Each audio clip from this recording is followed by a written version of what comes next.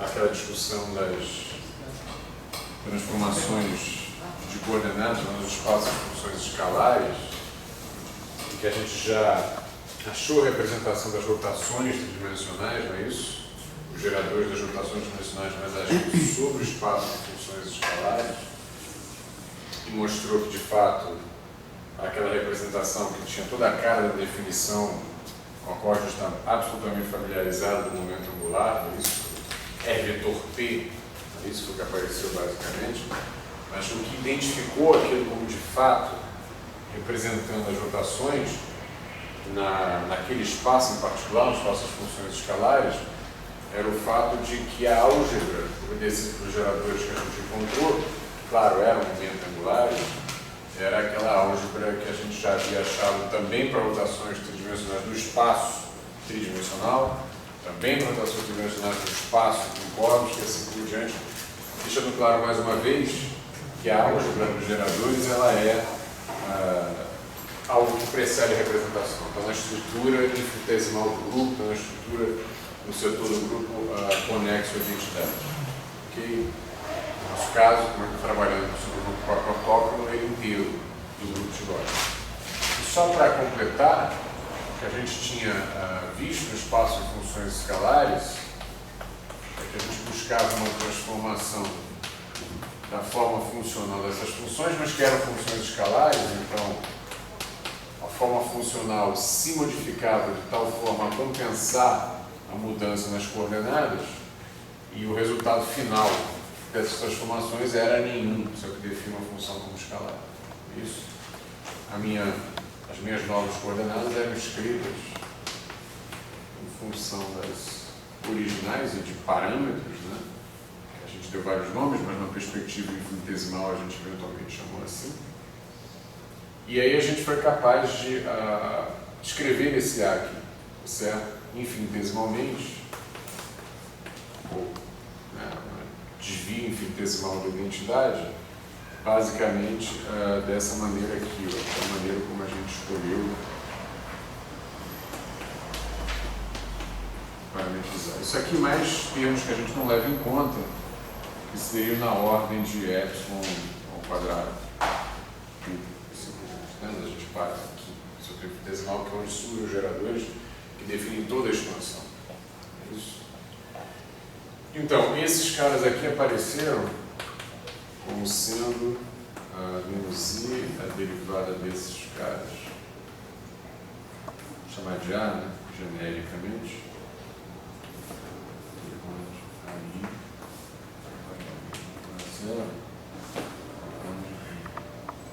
Foi o que a gente encontrou. E aí a gente fez a parte de rotações, ou seja, usando as funções que relacionam as coordenadas originais com as novas, típica das rotações tridimensionais. Então, x' 0 era o x0, então essa função f índice 0 era a identidade, basicamente, é isso. E aí, para cada eixo, eu tomava a rotação daquele eixo, a coordenada correspondente também sofrendo uma transformação de identidade, uma transformação em número. A rotação em torno do eixo x1 era a identidade, mas a x'2 já tinha cosseno e seno a partir de x2 e x3, x'3 cosseno e seno envolvendo os x2 e x3 originais, e a partir daí a gente definiu os geradores correspondentes. Eu pedi que vocês investigassem as translações, então só para deixar isso escrito, translações seriam coisas do tipo x'mi igual a x'mi mais a mi ou f' zero. Ok? Então, isso aqui seriam puras translações, então translações.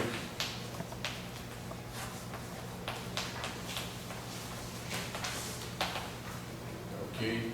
E se isso daqui, na verdade, isso que a gente escreve aqui corresponde ao f' de x'mi e epsilon, ou a, se você quiser, de uma maneira bem genérica, né? No nosso caso, também 4, né?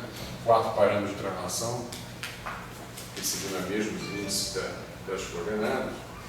Mas se a gente derivar para as translações, a derivada de um qualquer, né, de uma transformação para qualquer uma das coordenadas em relação ao parâmetro, vai dar 1, basicamente, ou delta mi, o índice do zero aqui, certo? No caso, como são 4 parâmetros usando esses mesmos índices, então eu posso fazer assim, por exemplo, eu posso chamar esse índice aqui de Mi, por exemplo, fazer a derivada, isso vai dar um delta de mini, tá certo? Vai sobrar, portanto, a derivada em relação a esse índice que está sobrando. Então, eu posso dizer que os geradores também indexados dessa forma, porque eles são 4, associados a 4 parâmetros, nomeados como 0, 1, 2, 3, então, aí resulta simplesmente menos I derivado, mais nada. Ok? É só fazer essa derivação nesse caso aqui. Né? Então, se eu derivar, por exemplo, Fni, Xni e A,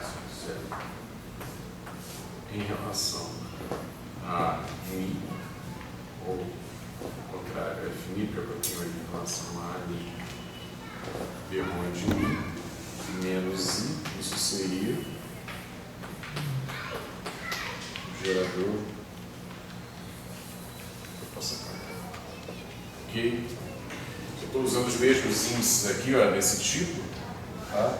Porque essa é a contagem que a gente tem de geradores em função dos parâmetros. Então, no lugar desse cara daqui, eu poria essa expressão, a derivada de x em relação a i é zero, esse cara não contém parâmetro algum, é um pedaço da identidade. Essa derivada daria um delta de mini, então isso aqui apareceria simplesmente como menos i derrão de mi. Então, isso seria menos i derrão de mi. Pronto. Então, o gerador de translação que é, enfim, um espaço, né, das coordenadas aqui é o momento, como a gente esperava. Ok? E a álgebra desse cara, se você fizer essa álgebra com o objetivo de achar a constante de estrutura associada a essas transformações, isso dá zero, evidentemente. Né? Esse é o setor abeliano da escola. Ok? Isso dá simplesmente zero. Outra coisa que a gente pode escrever, já que a gente sabe a forma da transformação, né, o psi de x é o A e o psi de x, escrever um A com essa característica, então o psi linha de x seria identidade menos i epsilon, ou A, se você quiser, tanto faz. A seria o seu parâmetro aqui, então, mi. Na hora de você colocar aqui o seu gerador em mi, esse gerador a gente acabou de encontrar, no caso das translações, ele é menos i de mi. Ok? Isso aqui atuando exponencialmente, né? Isso aqui mais ordens, né? Isso aqui mais incerto, mais as ordens atuando em cima do psi de x. Né? Isso aqui foi o A de x que a gente encontrou para implementar nesse espaço dos escalares a translação. Mas isso aqui vai dar uma série de Taylor, né? Menos i vezes menos i, isso aqui vai dar menos a mi de mi, depois outro termo vai dar isso aqui, vai dar menos a mi de mi, mais 1 meio de mi, mais etc, não é isso? Em cima do psi. Mas se a gente escrever psi de x, identidade do psi de x, menos a mi de mi psi de x, mais 1 meio de a mi de mi psi de x, isso aqui não passa do psi de x. Isso. Expandido. Né? Ok? Então, o psi de x é o psi de x menos a, mas o que eu estou querendo dizer aqui basicamente é que o psi transformado, a forma funcional transformada, é a forma funcional original atuando num cara deslocado de A para trás, digamos. Então, eu poderia tranquilamente trocar x por x mais a, que tem a menor diferença, e isso aqui simplesmente dizer que o psi em x mais a é o psi de x, que é claramente a resposta do que a gente está realizando aqui, de fato é uma translação. Okay? E é uma translação escalar. O psi de x' é o psi de x, não é uma função escalar, mas é que o argumento que esse gerador aqui produz, a modificação que ele produz no argumento, é de fato uma translação. Ok? Isso é para fechar isso por aqui. E agora a gente começa não, a gente já vem comentando isso há algum tempo, mas a gente se lança finalmente sobre o grupo de Lorentz, ou mais extensamente o grupo de Poincaré, que será necessária essa extensão, atuando ou sendo representado, né? Tudo aqui é pegar um conjunto de transformações que está associado, que tem, que fecha com a estrutura de grupo, e buscar representações sobre um certo espaço vetorial. Agora a gente vai usar como espaço vetorial alvo dessa representação o espaço Hilbert. A gente quer justamente entender como implementar a simetria relativística de Poincaré sobre estados quânticos, né, sobre um formalismo quântico para descrever graus de liberdade de interesse. Então eu preciso representar o grupo de Poincaré, o grupo de Lorentz mais as translações, sobre o espaço de Hilbert. Então a tarefa agora é essa. No fundo será essa daqui até o final do curso. Certo? A tarefa é essa. Como é que eu faço para achar uma representação do grupo de Poincaré que age sobre o espaço Hilbert, que tem como espaço vetorial o espaço Hilbert. Então, mais uma vez, aquele esqueminha, né? Isso aqui é o grupo, isso aqui é uma dada transformação, por exemplo, de Poincaré, isso aqui é uma outra, isso aqui é uma outra.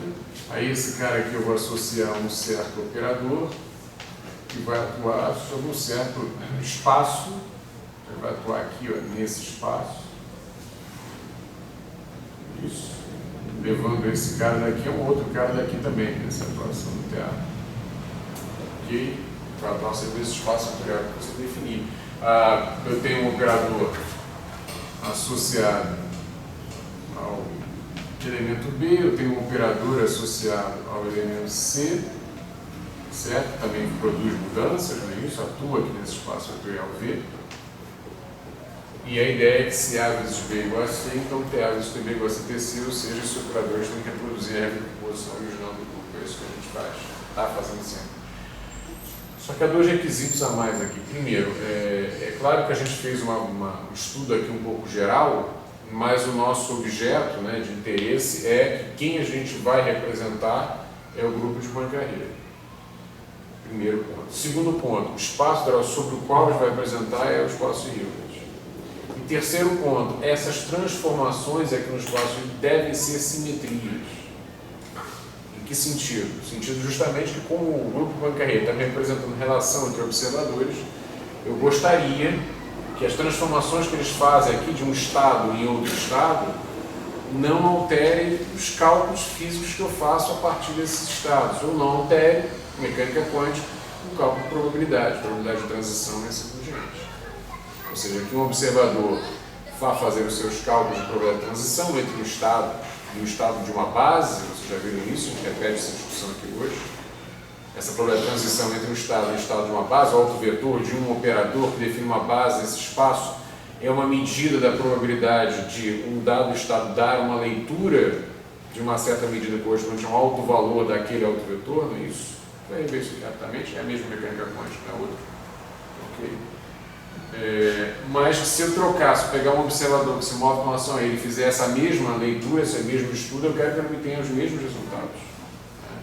Para que essa probabilidade de transição não seja uma impressão de observador, de ilusão de observador. A gente aqui vai se restringir à relatividade restrita, ok? Ou seja, observadores, vamos chamar assim, inercialmente relacionados, um se movendo por velocidade constante com relação ao outro, a gente não tem aceleração entre observadores. Claro que você pode ter aceleração no objeto que você estuda, mas não entre observadores. Tá?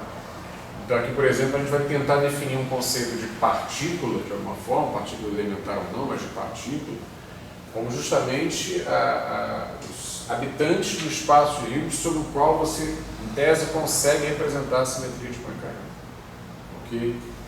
Por que eu estou dizendo isso dessa maneira? Porque vocês já viram ou já ouviram um comentário, a gente não vai discutir isso aqui, coisa tipo efeito Moore, em que a noção de partícula fica em xeque. Mas aí eu não estou mais fazendo uma relação entre observadores que se movem por velocidade constante com relação, ou tem uma aceleração relativa aí entre observadores, e a noção de partícula não é comungada pelos dois observadores. Mas aqui não é o caso. Então, o que eu quero manter como ente físico é aquilo sobre o qual os dois observadores concordam. Ok? Então, vamos lá. Primeiro, né, nós vamos fazer nossa mecânica quântica absolutamente usual. Então, só para a gente ter uma notação, não tem nenhuma mecânica quântica diferente aqui, é a mesma, né? Schrödinger, Heisenberg, Bohr. Só para ter uma notação comum, eu vou definir, claro, o espaço vetorial onde eu vou querer fazer a minha representação como sendo um espaço de Hilbert. E esse espaço de Hilbert, certo? Ele é habitado por vetores que permitem que eu defina algumas coisas sobre eles. Então, a primeira coisa que eu quero é poder definir um produto escalar aí dentro. Ok? Ou se vocês quiserem uma métrica. Quero que seja um espaço vetorial sim, mas que eu possa definir um produto escalar aí dentro que vai me fornecer uma noção de distância, uma noção de métrica. Então, se por exemplo, se φ e ψ pertencem a esse espaço de Hilbert, então eu quero, por exemplo, ser capaz de definir um produto escalar entre as suas caras, e isso é a mesma coisa que o produto na ordem inversa do complexo conjugado, ou seja, o corpo, né, que está associado a esse espaço vetorial é o corpo dos complexos. Eu quero admitir que esse produto escalar tenha linearidade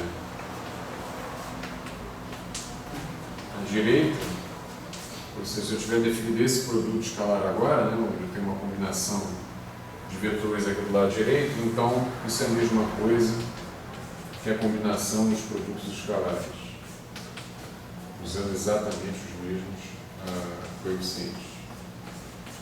Aqui não precisa. Aqui eu preciso mostrar. Aqui é φ, aqui não é φ. Ok?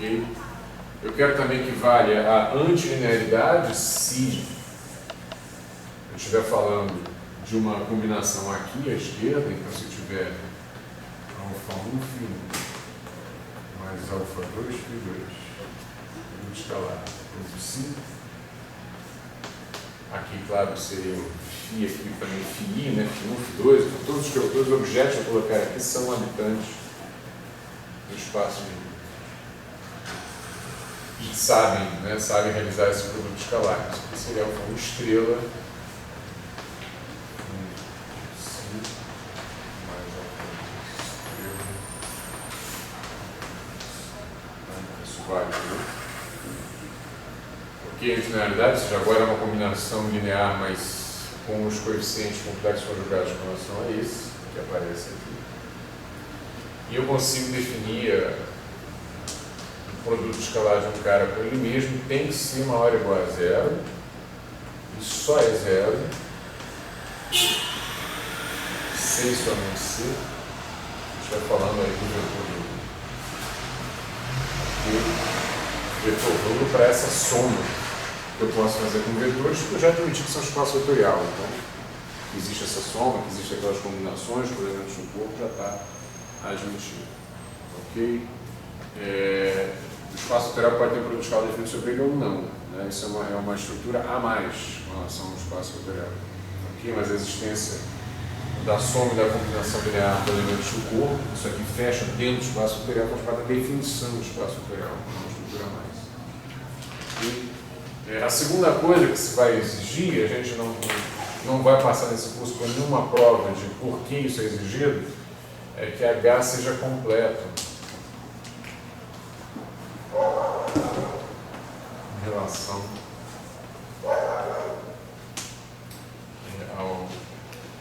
ao produto escalar.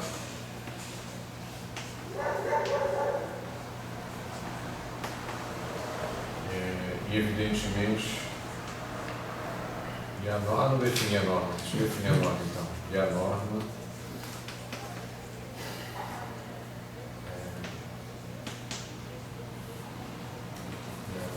correspondente.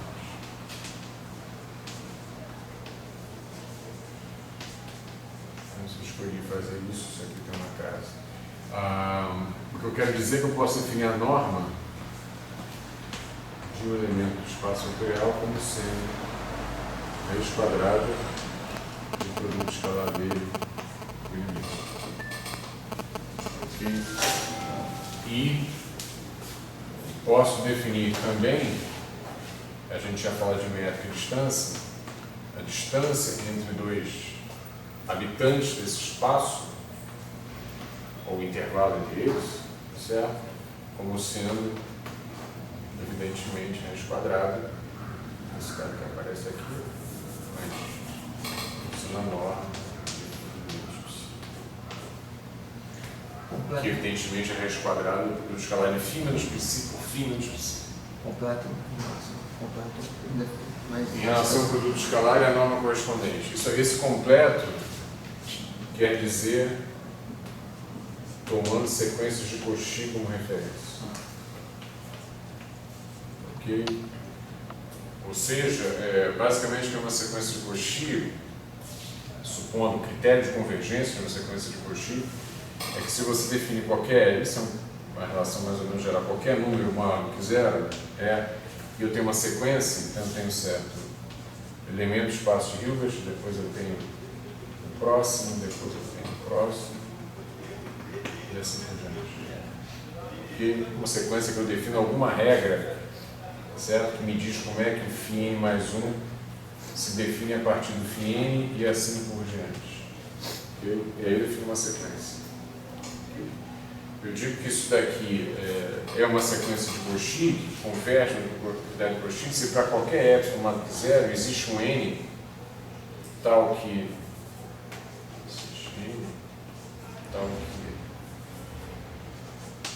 se nzinho e nzinho são maiores do que esse n, então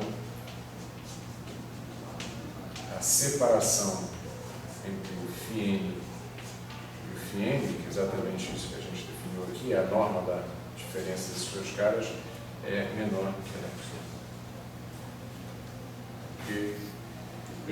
Esse é o critério da convergência de Cauchy, ou seja, se define um número tão pequeno quanto você queira e você está evoluindo aqui na sua sequência, existe um momento, existe um índice n nessa sequência daqui, que você pegar dois caras que já estão depois desse índice n, pegar a distância entre eles será menor do que esse epsilon que você definiu. Aí você escolhe um epsilon menor ainda. Só a única coisa que você vai ter que fazer é avançar esse n daqui, vai ter que pegar esses caras mais tarde, ou seja, o que a sequência está fazendo é adensar os elementos, não é isso? Esse é um critério de convergência, ou seja, os elementos de sequência estão com essa separação aqui, ó, mas eles estão reduzindo a separação aqui. Os passos vão ficando passos cada vez menores, não é isso? E a ideia é que esses espaços podem ficar tão pequenos quanto eu queira, é um critério de convergência, porque eu não vou passar de um certo ponto, eu vou convergir. Você converge isso. Exatamente. Né? Mas o problema é que pode convergir para fora do espaço. A ideia de ser completo é que não, é que a convergência para qualquer sequência de Cauchy que se define no espaço livre seja um vetor do espaço livre. Nem os racionais, seja sequência de Cauchy converge. Não, os racionais eles não são completos. Sim, é por isso. Por isso, exatamente. É isso aí, exatamente. É isso aí. Tem sempre converge. Você consegue definir, na verdade, os reais a partir de sequências de Cauchy. Perfeito, perfeito. Você constrói irracionais como convergência e sequência de Cauchy. Então, o exemplo que o Ivan está comentando, por exemplo, se você tem isso em mente, mas provavelmente, você pode definir uma sequência para os racionais, então já que ele citou, racionais não são completos, ou são incompletos. Tá? A maneira de construir os reais incorporando irracionais. Né? Então, por exemplo, eu posso pegar uma sequência que é o x1 é 1, o xn mais 1 genérico, eu começo no 1 sobre xn mais xn sobre 2. Esqueci aqui. Então, o primeiro vai dar x2 vai dar 1 mais 1 meio, que é 3 meios, isso mesmo. E aí vai. Essa sequência aqui, se você seguir essa ordem, essa sequência tende a raiz de 2. Converge para raiz de 2. Então ela sai fora de racionais. Ok? Mas todos esses números aqui são racionais, obrigatoriamente. Ok? A única coisa que eu estou fazendo sempre é razão entre inteiros. Ou a razão entre um racional e o outro, um inteiro, ou a razão entre um racional e outro racional, que também é racional. Então os passos dessa sequência são racionais, mas o limite não. Ok? Então, os racionais, por exemplo, não são completos em relação à sequência de Cauchy. Tá? Você pode fabricar números irracionais a partir de uma sequência de números racionais. Tá? A ideia da gente aqui é que esse espaço vetorial, onde eu consigo definir um produto escalar, consigo definir uma noção de norma, uma noção de distância, claro, que depende dessa norma, seja completo. Não há nenhuma sequência dessas que você possa montar que vai convergir com o objeto que não está dentro desse espaço. Ok? Na verdade, esse tipo de exigência, a gente não está demonstrando isso, não vai demonstrar isso, está associado ao fato de que o espaço de é um espaço vetorial sim, de dimensão infinita, e tem uma série de coisas com as quais a gente trabalha que estão demonstradas para o espaço vetorial de dimensão finita. Essa demonstração se estende ao espaço vetorial de dimensão infinita, desde que pelo menos eles sejam completos com relação às sequências de Cauchy. Tá? Então é um atributo que você tem que incorporar, senão você não consegue trabalhar com esse tipo de espaço vetorial. Uma terceira coisa que a gente vai tomar, que é mais ou menos óbvio, que é a norma de qualquer vetor, ou seja, o produto escalar dele por ele mesmo raiz quadrada, mas aqui pouco importa, tomar raiz quadrada, não chega em infinito. Certo? Não dá infinito. Para qualquer fim pertencente ao espaço. Ok?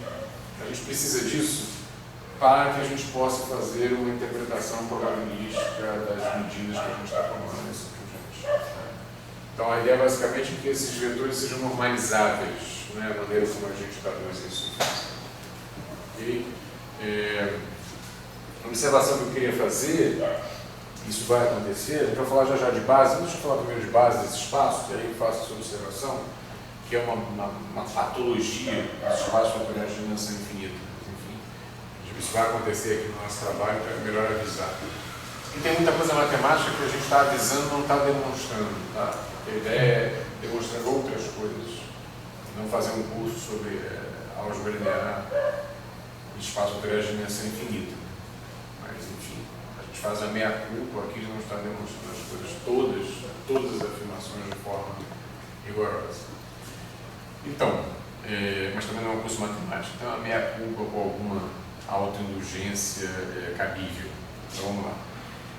Aqui a gente vai definir então o que seriam operadores lineares. Mais uma vez a gente sabe o que é isso, mas vamos lá, vamos colocar as notações de forma universal. Então, o operador linear, vou chamá-lo aqui de A, se ele atuar sobre uma combinação linear, poderia ter mais termos, ele atua sobre essa combinação na forma de combinação das atuações, né? A atuação sobre a combinação é a combinação das atuações exatamente por ele mesmo, coeficiente que define a combinação. E os operadores antilineares que serão necessários também se trabalhar, eles têm uma característica semelhante, mas quando eles atuam sobre uma combinação, o resultado disso é uma combinação das atuações, só que não com os mesmos coeficientes, mas com os coeficientes complexificados. Aqui. Tá, isso que eu estou chamando de antilineares. Vão aparecer também.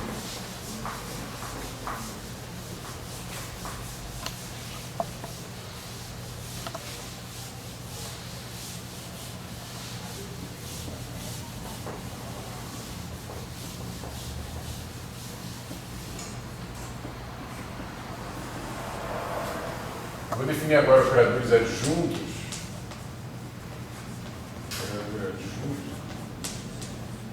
O primeiro para operador adjunto de operadores lineares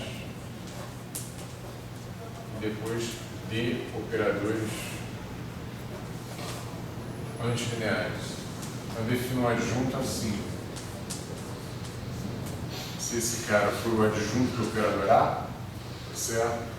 Então, isso aqui é a mesma coisa, esse produto escalar resulta a mesma coisa que se eu tomar a atuação do A na outra componente, na outra entrada desse produto escalar. Ok? Essa definição é junto para operadores lineares. Para operadores antilineares,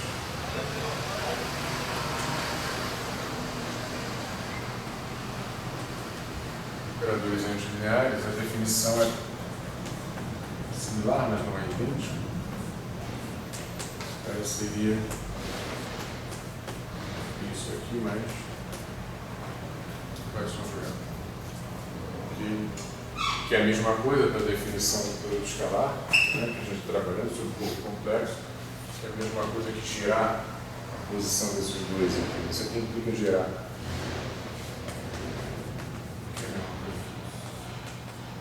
Ok?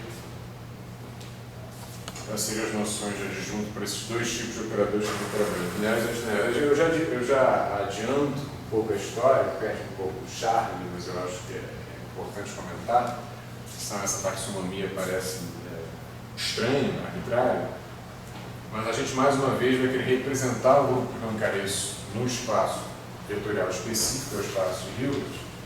Nós vamos querer implementar essa representação como uma simetria, né, da física definida a partir desse espaço de Hilbert. E a gente vai usar um teorema, justamente um teorema de representação de simetrias, devido a Wigner, demonstrado, de que eu só posso, eu vou escrever isso explicitamente já, eu só posso representar uma simetria no espaço de Hilbert, só posso implementá-la através de operadores unitários e lineares ou anti-unitários e antilineares. Então, essa noção de linear e antilinear vai precisar estar colocada. Assim como a noção de adjunto para um e para o outro vai precisar estar colocada porque eu posso definir unitário. É isso? Aquele que tem como inversa o adjunto. É isso.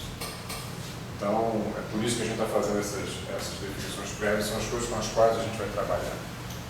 Então, a gente pode também definir operadores hermitianos e aí o autoadjunto, se você quiser colocar assim,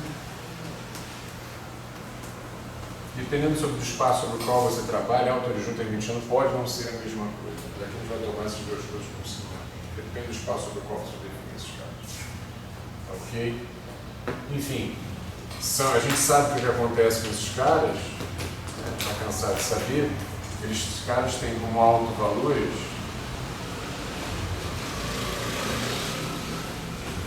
números reais, ou seja, números que podem ser tomados como medidas físicas, é exatamente o que a gente faz, é isso na mecânica quântica.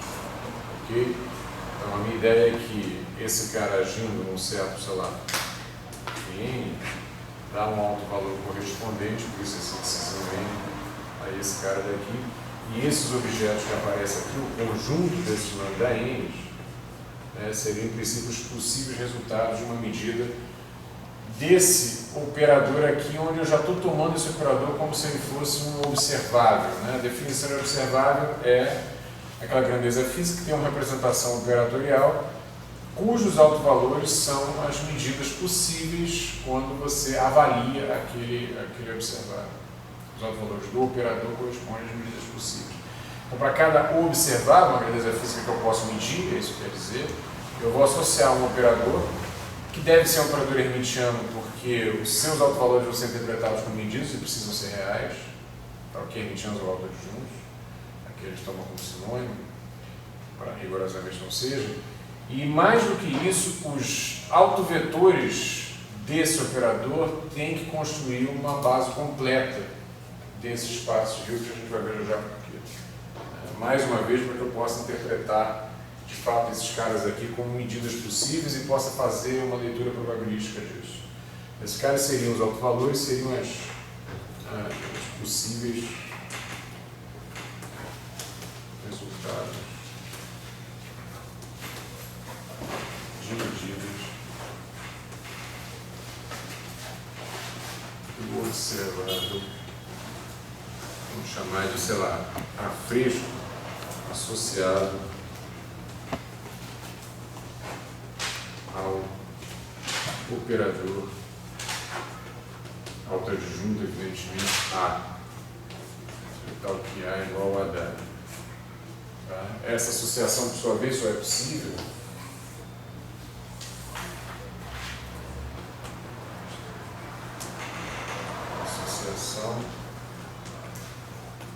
requer ainda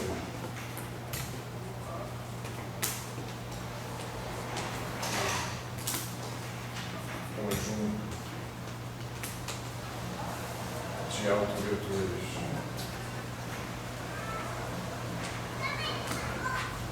de A seja completo, ou seja, ofereça uma base, né? ofereço uma base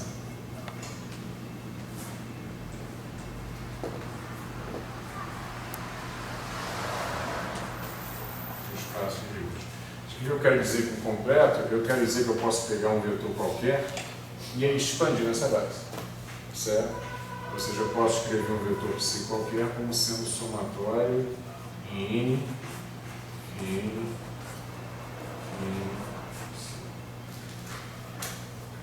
ok?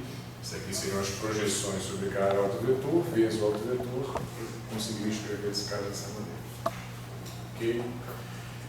Conjunto completo, o que a gente basicamente está dizendo é que isso aqui está funcionando como sendo uma identidade. Isso.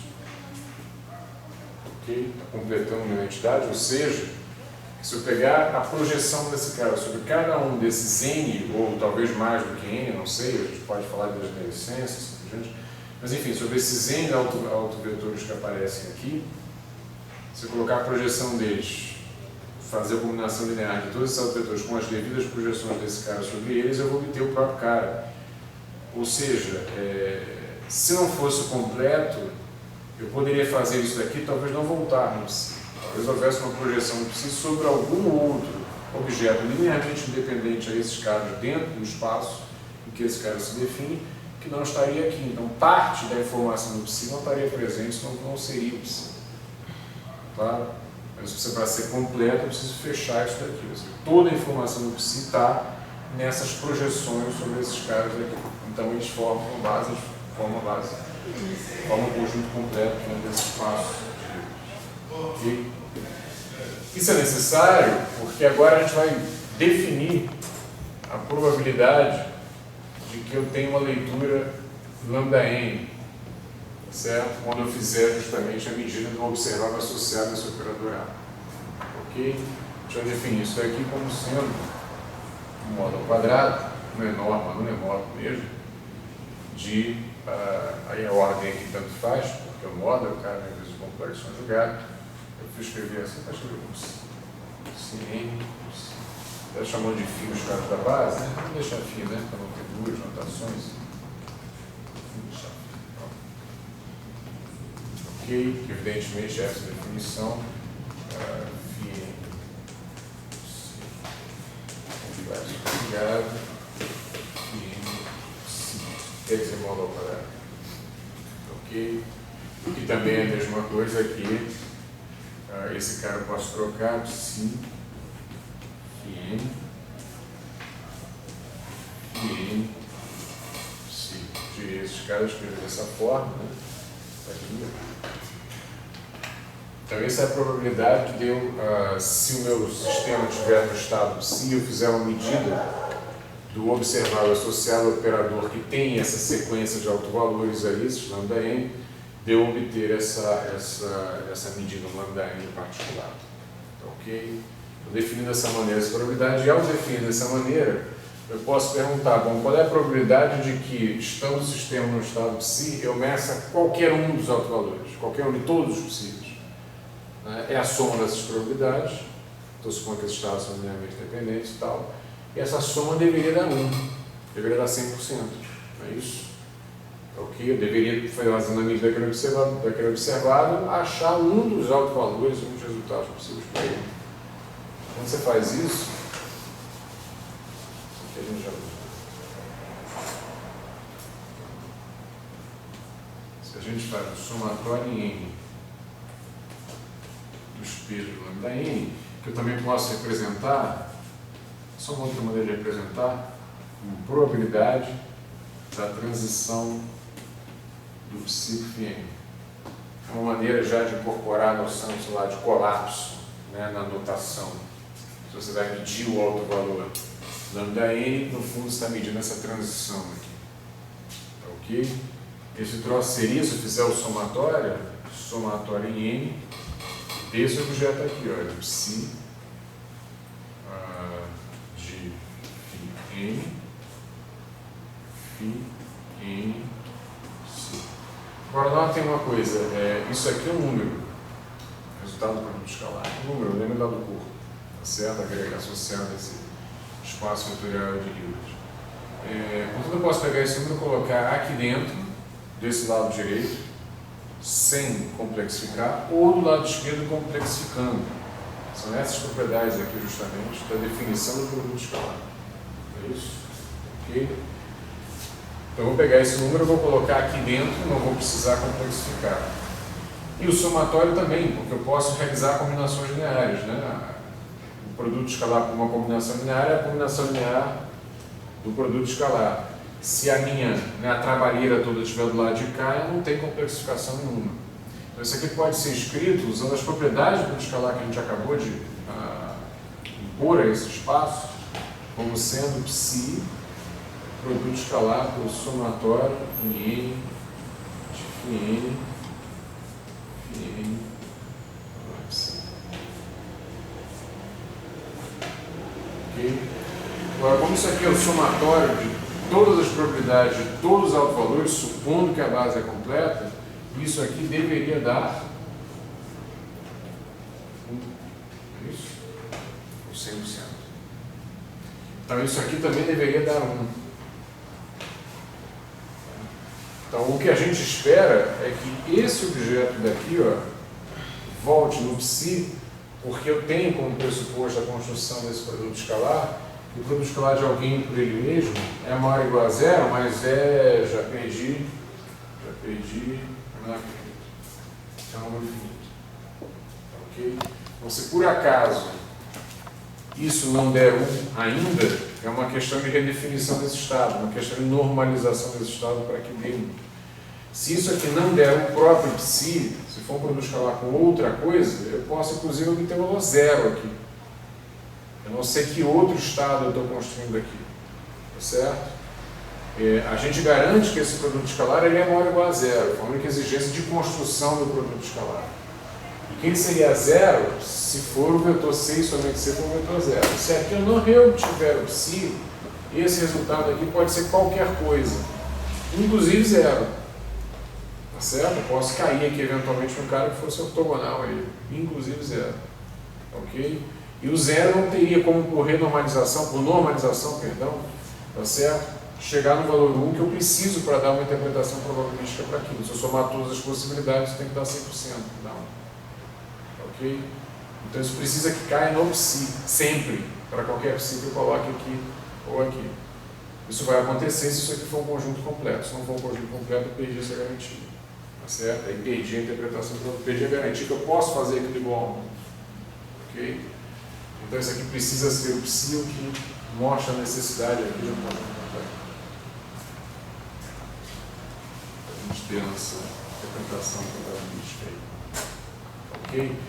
O que eu queria comentar a respeito de bases é justamente de patologias do espaço de Hilbert de dimensão infinita, é que a gente está falando de uma base, né? Isso aqui está fornecendo uma base, o conjunto de autovetores desse meu operador está fornecendo uma base, mas eu poderia perguntar o seguinte, essa base, esses φ(n), que são bases desse operador que atuam sobre o espaço Hilbert, essa base precisa necessariamente ser escolhida ou feita de elementos do espaço de Hilbert, a gente pode dizer que se move. Né? É um conjunto de autovetores de um operador que atua sobre o espaço de Hilbert. A base deve estar lá. Né? Mas isso não é um espaço de dimensão finita, então existem patologias. Você pode, no espaço de Hilbert, construir uma base para um dado operador, para alguns operadores, acho que um que é muito caro, gente. Um operador que atua por aí, que é observável, cuja base que ele oferece é uma base de objetos que não pertencem ao espaço de Hilbert. As ondas planas não pertencem ao espaço de Hilbert, não é isso? A norma delas não é finita. Elas não são de quadrado integrável, né? Que é o nome que a gente normalmente está acostumado a falar. E elas são uma base para o operador de momento, sobre o qual eu vou falar já. Ok? Que é observável.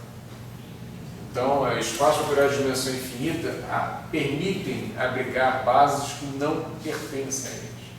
Permitem escrever vetores que pertencem a eles como combinação linear de vetores que não pertencem a eles. Ok? O espaço operário de dimensão finita não tem essa possibilidade.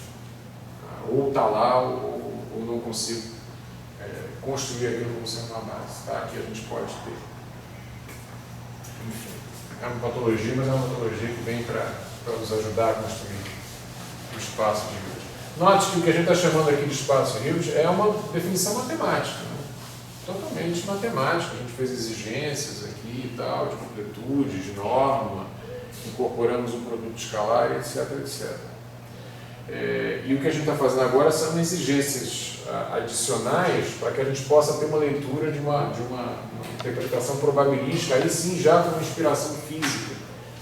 Mas eu poderia dizer que não, que eu estou definindo, né, uma função aqui dos lambda definindo dessa maneira e estou fazendo exigências para que isso aí possa ser o H quando eu quisesse, né, sem necessariamente falar de física.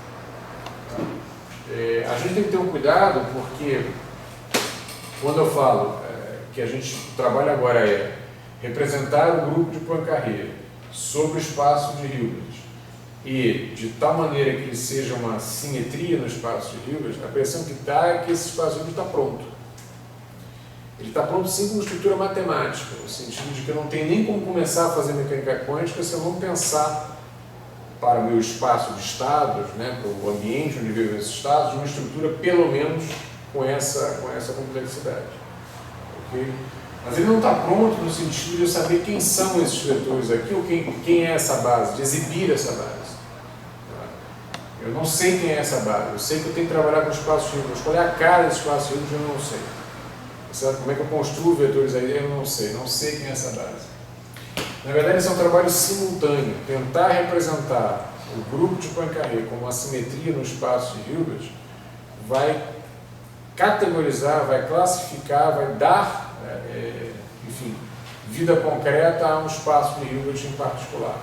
Ou seja, se o espaço de Hilbert não tiver esses números quânticos como caracterizador dessa base, eu não consigo implementar o grupo Poincaré como uma simetria.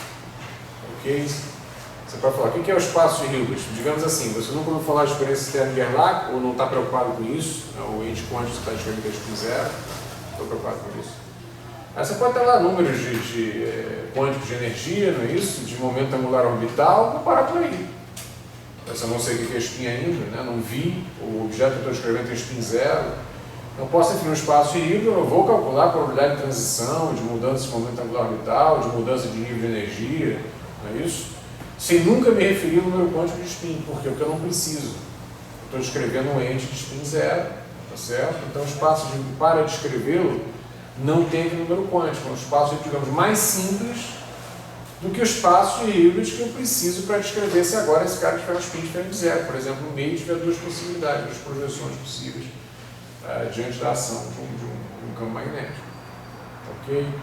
Ou seja, ele não vai perder número quântico de energia, número quântico de momento angular orbital, da terceira componente, a componente commuta com todo mundo, etc. Mas vai ganhar um número quântico a mais. Que se não tiver,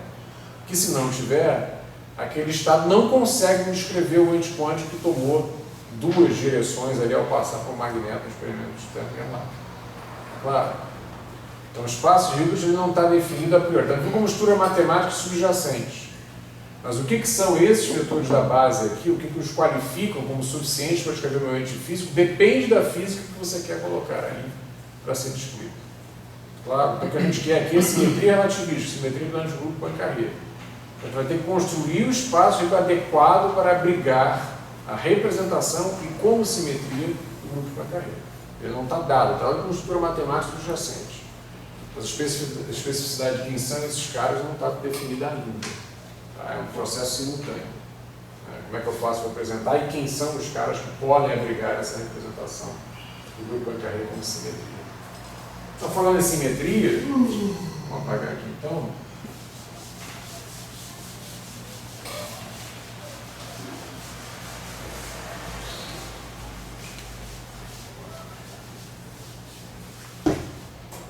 Certo? Falando de simetria. Então, eu vou usar o teorema, vou chamar de Wigner, foi o que ele demonstrou, tá certo? Que é a representação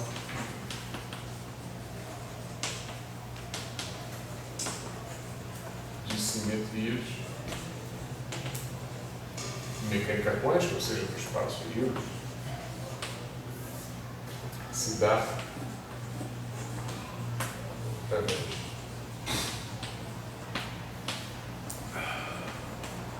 de operadores unitários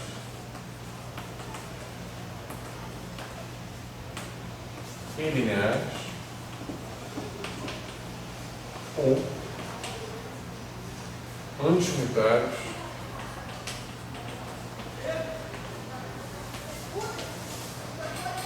e antilineares.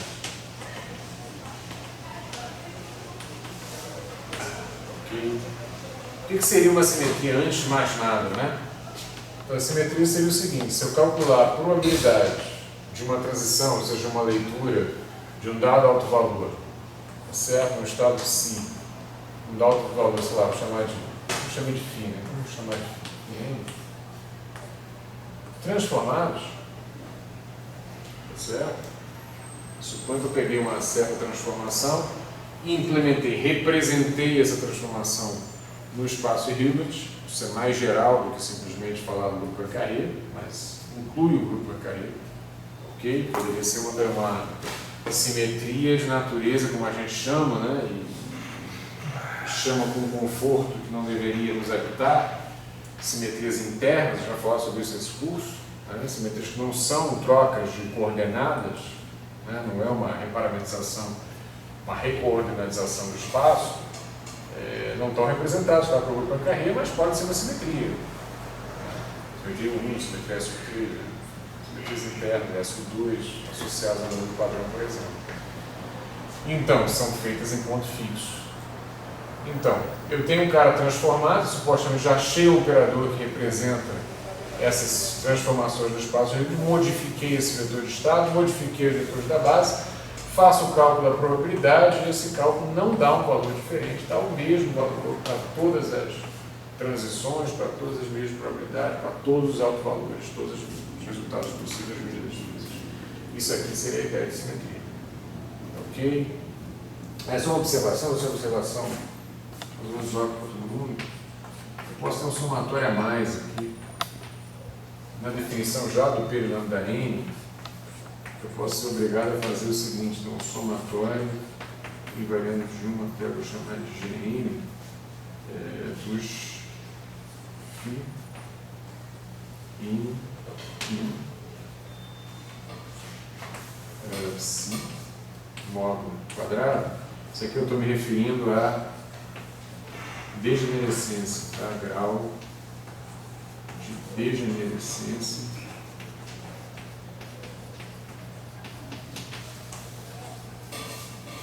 desses fiéis específicos, tá? De fiéis desse treino da base. Isso aqui é só porque, se eventualmente, isso é uma observação, se eventualmente houver mais de um autovetor associado ao mesmo autovalor, que é o que a gente chama de degenerescência, não é isso? Tá, ok? Então, para calcular a probabilidade de achar aquele autovalor, eu preciso calcular a probabilidade de transição para cada um daqueles autovetores associados ao mesmo autovalor e somar isso tudo. Tá, ok? Posso tirar esse autovalor porque eu me projetei nesse cara, mas eu posso tirar esse autovalor também porque eu me projetei em outro cara que eu estou generado com ele. É isso. E eu preciso fazer essa soma aqui. Então, esse P lambda N pode ter um somatório já que antes desse daqui, né?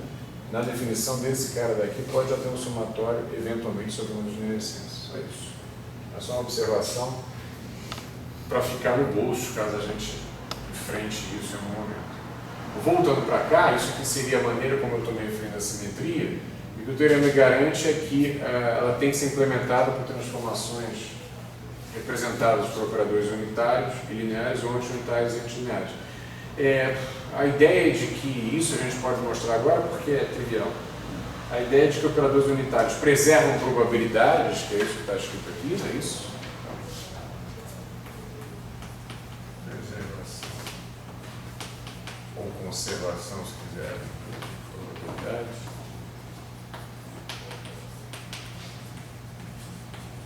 É relativamente evidente, a gente escreve aqui, mas é evidente. Mas o inverso não, ou seja, que só eles possam preservar a probabilidade, isso já não é óbvio. Tá?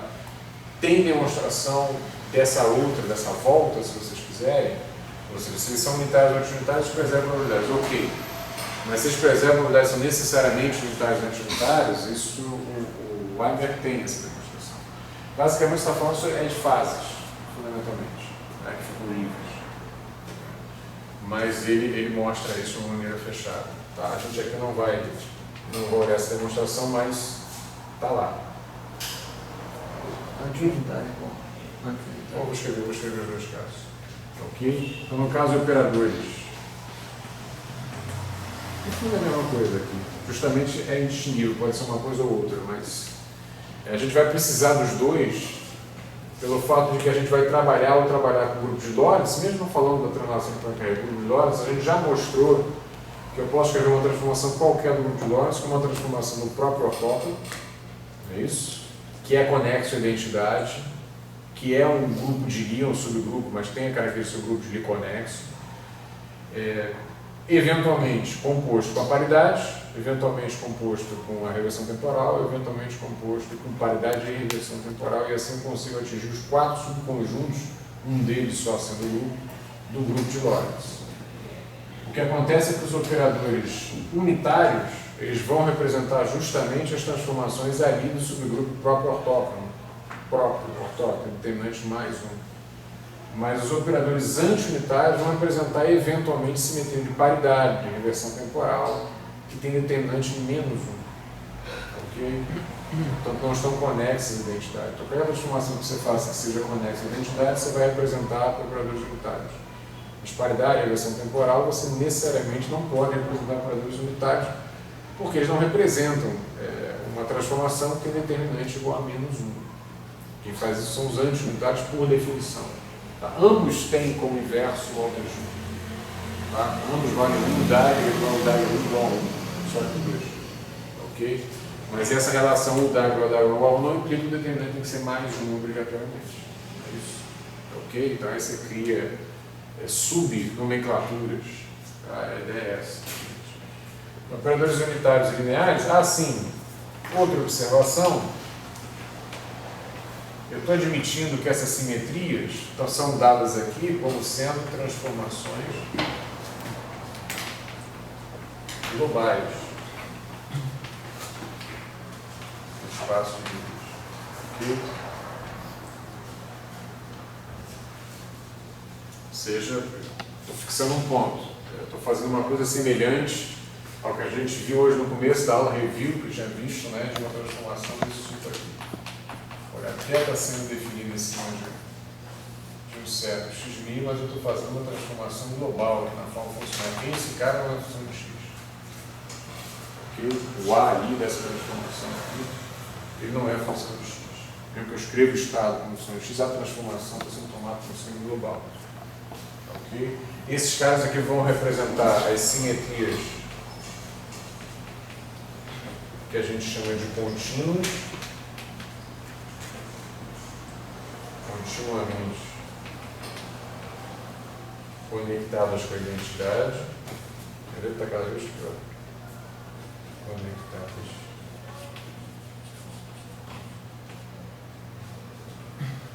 com a identidade. Portanto, evidentemente, o próprio ortógono vai estar aqui, push, rotações e assim por diante. A gente pode escrever assim. E os anti-unitários e anti-lineares vão estar associados também a simetrias discretas, como paridade e reversão temporal, que não estão conexas, não estão continuamente conectadas à identidade, não estão conectadas à identidade de forma alguma. Então, o que eu quero aqui é que essas probabilidades se preservem, que isso aqui se preserve.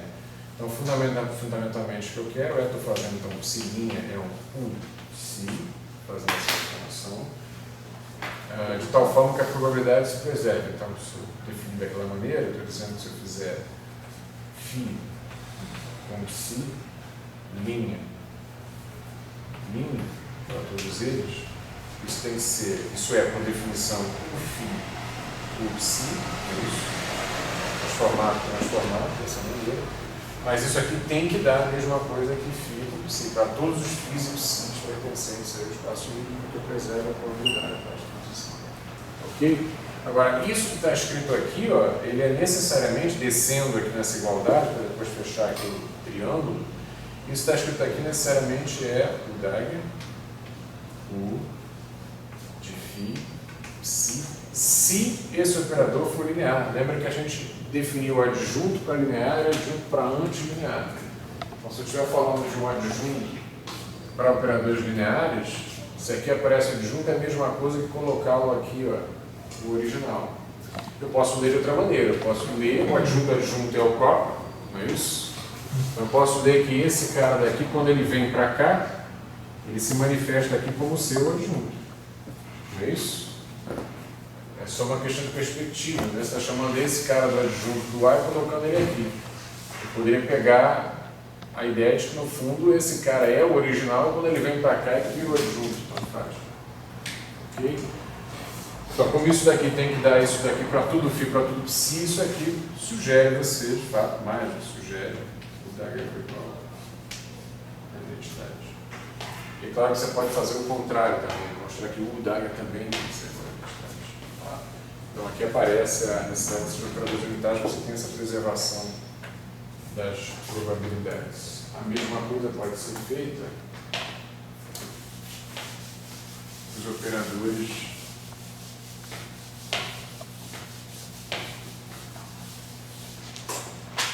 a situação de operadores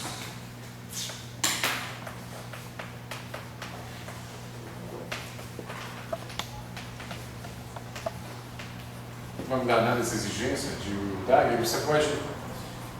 Na verdade, isso daqui é um pouco forte, né? E é aqui que cabe a crítica. Todo mundo. Isso parece uma condição, uma implicação direta. Na verdade, não é. Porque olha o que eu estou fazendo. Eu estou fazendo um produto escalar, tudo bem, temos formado, isso aqui é verdade, isso aqui é verdade. Tem que dar isso daqui? Não. Na verdade, o que eu tenho que exigir é que o módulo ao quadrado, isso aqui seja igual ao módulo ao quadrado, isso daqui. Não é isso? Quer dizer, tem uma fase engolida. Ok? O que eu posso mostrar é o sentido contrário. O sentido contrário eu estou demonstrando imediatamente. Se isso for verdade, é óbvio que as probabilidades se preservam. Eu vou preservar já o produto escalar do qual ainda vou tirar o módulo ao quadrado. Mas se eu preservar o produto escalar, o módulo ao quadrado se preserva. Não tem problema nenhum. Ok? Então, se isso for verdade, se eles forem unitários, se o inverso for o adjunto, então, de fato, eu tenho preservação de probabilidades que podem representar uma simetria. Agora, o inverso, ou seja, que é a liberdade faz aqui não estende isso a outras possibilidades, aí é a volta, tá certo? Ou seja, eles têm que ser dessa maneira, é o que a gente não está demonstrando aqui, tem essa sobra de fases aí. Okay? Operadores anti-unitários e antilineares.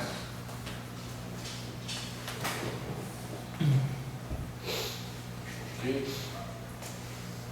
A mesma história, evidentemente, sem preservar a probabilidade. Então, mais uma vez, o seguinte seria um U vezes psi. Eu poderia pegar um φ' um psi', isso seria um φ, um psi, até agora é a mesma coisa. Né? Mas agora, quando esse cara vem para cá, ele vem para cá complexificando, não é isso? Se é o adjunto de operadores antilineares, quando ele vem para cá, ele vem para cá, mas ele complexifica. Então, o que eu ganho aqui, na verdade, é o Dagger cru, esse cara vem para cá, φ, psi, estrela. Ok? Mas isso aqui é a mesma coisa que, se eu girar a história, psi com o Dagger cru de φ. E mais uma vez, se o Dagger for a identidade, o caso está resolvido. Porque isso daqui passa a ser psi com φ, que não é a mesma coisa que φ com psi, mas o módulo ao quadrado é o mesmo. Não é isso? Certo? Se isso for verdade, então vamos colocar da maneira correta. Se na implicação isso aqui é igual a 1, então resulta psi com φ, que é a mesma coisa que φ com psi estrela. Então não caiu exatamente em φ com psi, mas o módulo ao quadrado é o mesmo. É isso? Quem define a probabilidade não é esse produto escalar, mas é o módulo ao quadrado. Ok? Então, ele também pode ser um operador com essas características assim, mas associado a um operador antilinear, como a gente tinha definido aqui. Antilinear e antilinear. Ok? E esses caras aqui vão representar as simetrias, chamadas simetrias discretas.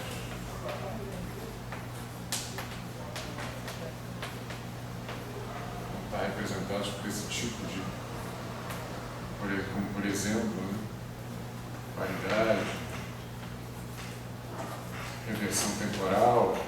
Uma outra, sobre a qual a gente não comentou nada até agora, porque não há motivo até agora para comentar, né? São as 3 transformações discretas que parecem estar intimamente conectadas a justamente você poder representar o grupo de Lorentz, portanto, representar o grupo Poincaré no espaço de Hilbert, que é a da conjugação de carga, né? CTT. Ok? Mas aqui não tem nenhuma razão para falar de conjugação de carga. A conjugação de carga vai aparecer quando a gente falar de simetrias internas. Ok? Quando a gente falar, a gente precisa incorporar na discussão, mas enquanto está falando só de Poincaré, não vai aparecer, não há por que aparecer. Mas essa escolha não é antilinear ou antilinear, garante conservação de informação. A ideia é que garante conservação de probabilidade. Se toda a sua informação advém de medidas de probabilidade, sim. Como é que você define informação é um pouco diferente. Você está se referindo a estado puro e mistura, é isso? Estatística? A gente trabalhando aqui com estado puro. Eu precisaria redefinir isso daí para falar de mistura estatística. Não vai mudar a noção de transformações unitárias e assim por diante. A gente precisa colocar mais coisas. Mas no caso, pelo menos a prova, aquele somatório de PI, log de PI, vai porque o PI se conserva, o log de PI também se conserva. O log de PI se conserva. Pois é. Mas é um pouquinho mais sofisticado, né, para a gente falar quando a gente vai falando de uma mistura. Não é tão direto como está falando aqui. Enfim.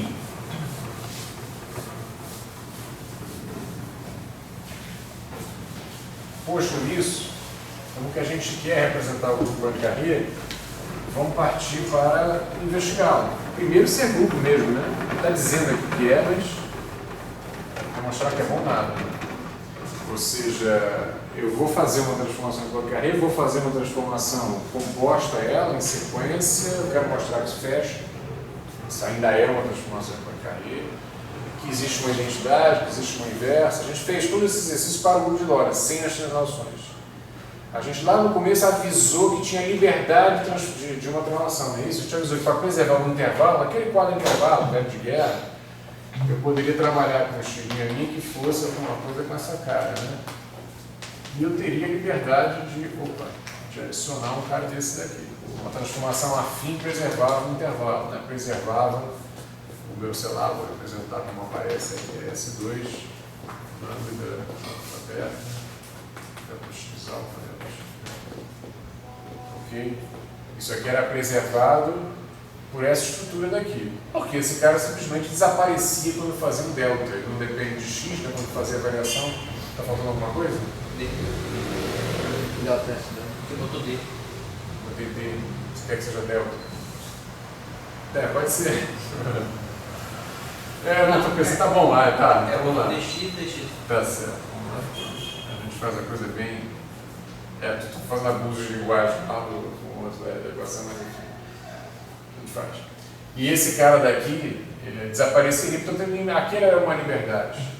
Certo? Uma liberdade, que tipo de transformação permite que esse objeto aqui seja invariante. Não se transforma. Então a gente se concentrou muito para estudar essa estrutura daqui, demos a ela, caracterizamos como grupo, etc. Essas transformações, como montando um grupo, que é o grupo de Lorentz, depois falamos sobre grupos, os demais subconjuntos. E esse cara ficou esquecido lateralmente como, olha, tem essa liberdade aqui. Tal. Agora, e se você considerar essa transformação aqui? Certo? Essa x' sendo transformada pelo grupo de Lorentz mais uma translação rígida. Isso que eu quero dizer, que isso aqui não depende de x. Ok? Não depende do ponto que eu estou transformando. Isso ainda é um grupo, que a gente não investigou isso. Certo? Se eu estender aqui no grupo. Então vamos lá, né? Quer dizer, a pergunta que ele vai fazer é como representar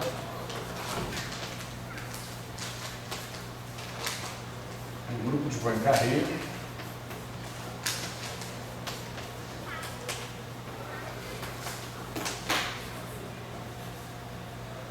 o espaço de Hilbert, né, em H.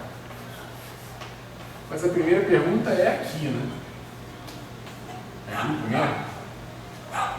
Ok? No fundo, a gente não investigou isso. A gente só considerou ali como uma liberdade que havia lá na preservação do intervalo, não fez conta nenhuma com ele.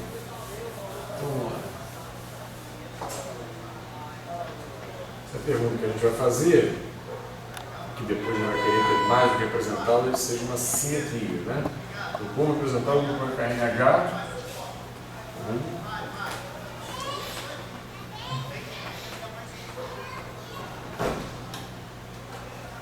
simetria, um papado aí. Não, isso não vamos falar. Então, primeiro vamos fazer o seguinte, eu tenho uma primeira transformação, o x'mi obtido a partir de um xmi da seguinte maneira, eu vou chamar essa transformação de lambda 2, mi, xmi, mais A2, mi. Ou seja, isso aqui seria uma transformação de Poincaré, daí esse pezinho, construída com uma transformação de Lorentz, que eu estou chamando de lambda 2, ok? E com um deslocamento, né, uma translação, um parâmetro a mais de deslocamento que eu estou chamando de A2. Esse cara está atuando em cima do x. Dessa maneira. Isso aqui é o x original, está atuando dessa maneira, transformando. Então agora que eu faço em sequência, essa é uma segunda transformação. Né? Então eu vou obter um x duas linhas mi, que vai ser lambda 1, agora através de outra transformação, tá certo? Do pretenso grupo de Poincaré. Vejamos, mi, posso chamar aqui, se eu quiser, de alfa, x linha alfa, eu já fiz a primeira transformação, transformando sobre o resultado disso, sobre o resultado da primeira, mais A1 mi. Ou seja, isso aqui é a transformação lambda 1 A1 atuando sobre o x'. A primeira tirou x e levou x', a segunda vai pegar x', e vai levar x duas linhas. O que eu estou fazendo no final da história, eu estou querendo perguntar aqui é P lambda 1 A1 em cima, composto com P de lambda 2 A2. Isso aqui mas isso é uma dúvida, um P de algum lambda 3 a algum A3, ou seja, se eu compuser duas transformações de Poincaré, isso fecha, certo? Se eu for capaz de mostrar que para qualquer lambda 1, qualquer lambda 2, qualquer 1, qualquer A2, eu sou capaz de dizer quem é esse lambda 3 em função dessa galera, e quem é esse A3 em função desses caras aqui, então tá, então certo? Eu consegui mostrar que esse tipo de composição é fechado. Vai ter vírgula aqui ou não? HT. Vai parecer que esse cara está tomando nesse, não está.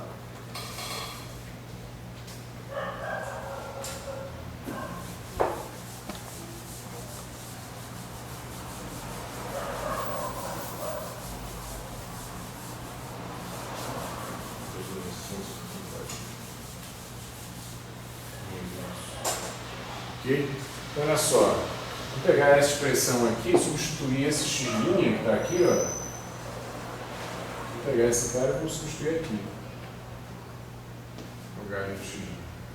Ok? Então eu vou ter que o x duas linhas mi vai ser igual a lambda 1 mi alfa. Agora x' alfa, né? Então esse índice que está sobrando aqui, ó, eu estou chamando de mi, não é mais mi alfa. Certo? Então vai ficar lambda 2 alfa mi, lambda 2 alfa mi, x mi, mais A2 alfa, ok? Esse é esse pedaço daqui, mais o A1 mi.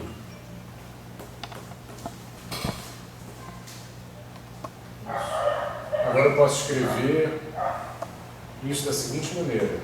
Isso é lambda 1 mi alfa, lambda 2 alfa mi, onde isso aqui evidentemente olha só, coluna com linha casada, isso é lambda 1, lambda 2 mi, linha mi, coluna mi, é isso, estou fazendo esse produto matricial, vezes x mi, o aplicável XMI, esse com esse, mas ainda tem esse atuando sobre esse, então tem mais lambda 1, mi, alfa, A2, alfa, e mais esse cara daqui.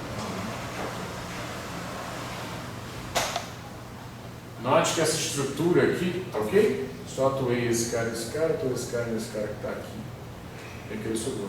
Note que isso tudo que está aqui envolve o XNI. Eu tenho aqui o produto de duas transformações de Lorentz que eu sei que é uma transformação de Lorentz. Porque o grupo de Lorentz eu já verifiquei que de fato existe. Né? Tem estrutura de grupo. Isso aqui eu poderia tranquilamente chamar o nome da 3. Certo? E essa estrutura toda que aparece aqui, ó, não é função do XNI. Isso tudo aqui é uma transformação rígida. Isso é uma transformação de Lorentz sobre o vetor de parâmetros da minha transformação, não sobre x. Ok? Tudo isso aqui é uma transformação rígida.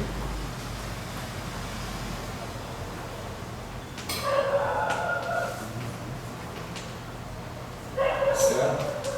Não é uma função de x, não depende de x.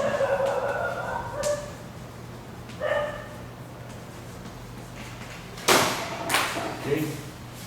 Então, isso tudo que está aparecendo aqui compõe um A3 Claro, essa transformação aqui, ela de fato pode ser escrito como sendo um P, Poincaré, de lambda 3 A3, desde que lambda 3 seja lambda 1, lambda 2, tá ok? Tá certo? E desde que o meu A3 se escreva como lambda 1 A2 mais A1. Que é o que a gente tem. Tá? Ou seja, compor duas transformações de Poincaré sobre os coordenados teve como efeito uma transformação que roda as coordenadas com uma transformação de Lorentz, porque o produto de duas transformações de Lorentz é uma transformação de Lorentz, isso é rho, e desloca esse resultado por um termo que não depende do x-mi, que tem essa estrutura aqui, ó, que é bem definida, porque isso aqui é um quadro vetor, isso aqui é um quadro vetor, eu sei fazer essa transformação, isso aqui é um quadro vetor somado com outro que é um quadro vetor, ok? Então o resultado de suas composições é sim um elemento do grupo de Poincaré, desde que esse lambda 3 seja esse produto e esse parâmetro seja construído dessa maneira, ok? Então o que isso aqui está mostrando para a gente é fechamento.